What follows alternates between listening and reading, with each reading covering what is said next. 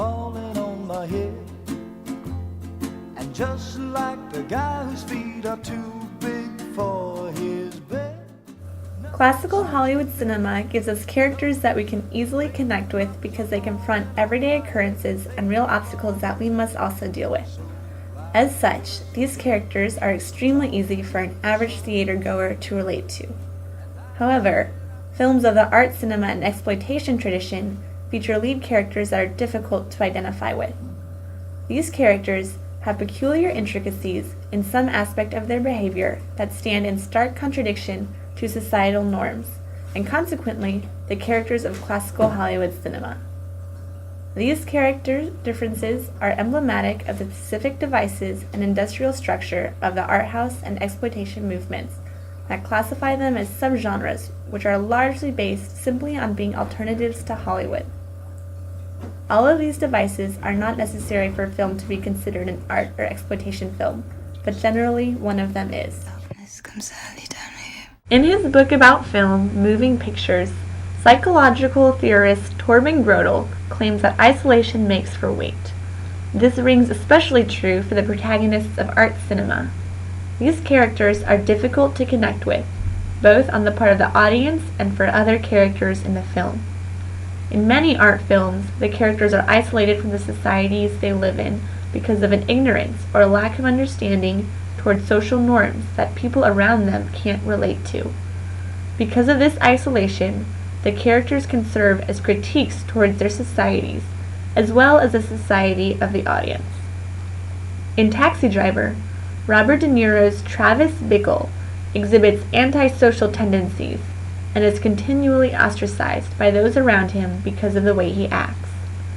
This eventually culminates in Bickle murdering 3 people to rescue a teenage prostitute who never said she wanted to be rescued.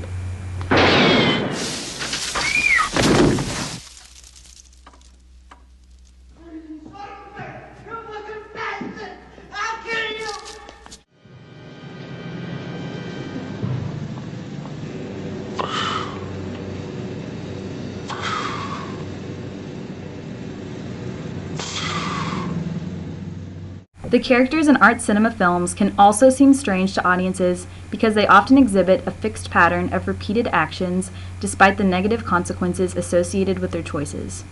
In A Clockwork Orange, Malcolm McDowell's Alex continually engages in ultraviolence despite being relocated to a special school and having to report to a mentor figure.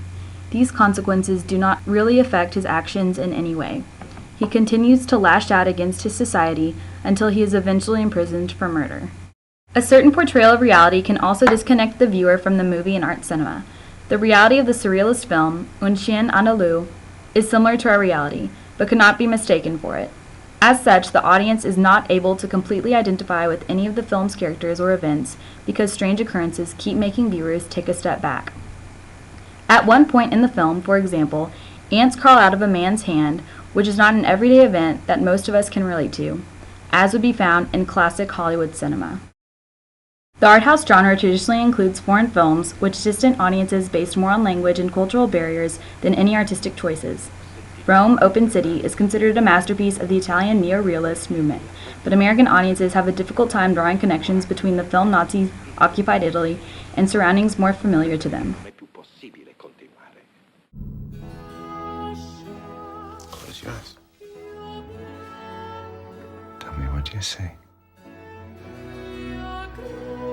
It was my fault. I want to die too. Stay with me. Stay with me.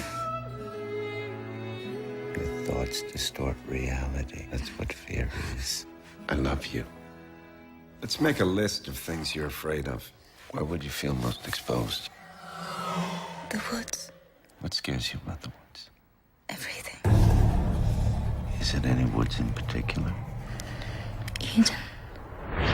Imagine you're at Eden. Imagine you arrive at Eden through the woods. Tell me what you see.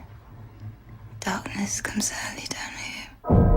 I heard a sound. The cry of all the things that are to die. The ground is burning. The ground is not burning.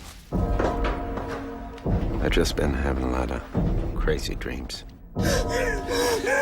Another key tactic of art cinema involves addressing the forbidden in order to make an artistic point. Parts of Lars von Trier's Antichrist consist of unusual and disturbing sexual acts that serve to sever the link between film and audience. Nonetheless, the film has won a number of awards and continues to draw praise from the artistic community.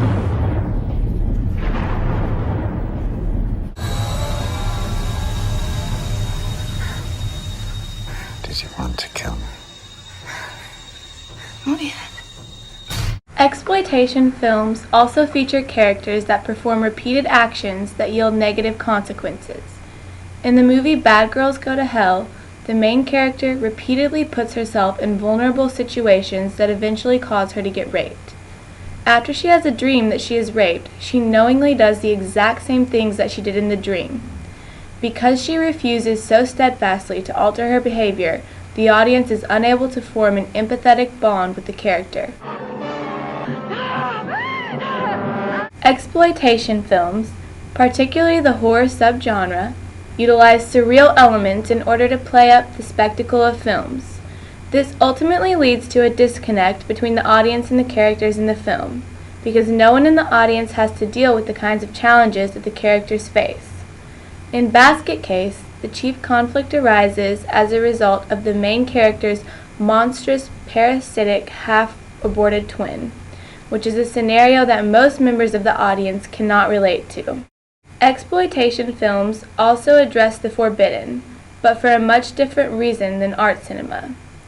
Films such as Reefer Madness seek to capitalize on a taboo subject by portraying it in a way that will satisfy the audience's preconceived notions about it. In the minds of the film's producers, this will create just enough of a disconnect between the audience and the film that it will seem exotic or exciting, even though the presentation of the material may be inaccurate. In his article, Cult Fictions, Mark Yankovic notes that both exploitation films and art cinema favor form over function when it comes to narrative matters and an anti-narrative aesthetic. So audiences watching these genres are looking for something other than narrative when considering films. Patrons of art cinema want artistic meaning from films, while those who prefer exploitation movies seek out the thrills found in watching scenes of excessive sex, violence, and drug use. Audiences of both subgenres also exude an air of superiority over those that prefer typical Hollywood fare. Jankovic notes that the exploitation genre in particular is as concerned with its audience being superior to mainstream audiences as it is with challenging art cinema. One of the most important points of agreement, or at least compatibility, between these audiences is in opposition to mainstream commercial cinema. However, the audiences of the two styles are inherently different. Art house audience want to be actively engaged in artistic dialogue with film, where the movies serve to present new ideas for the audience to consider. In contrast, exploitation films attract their audience by appealing to and constructing a spectacle around their basest desires.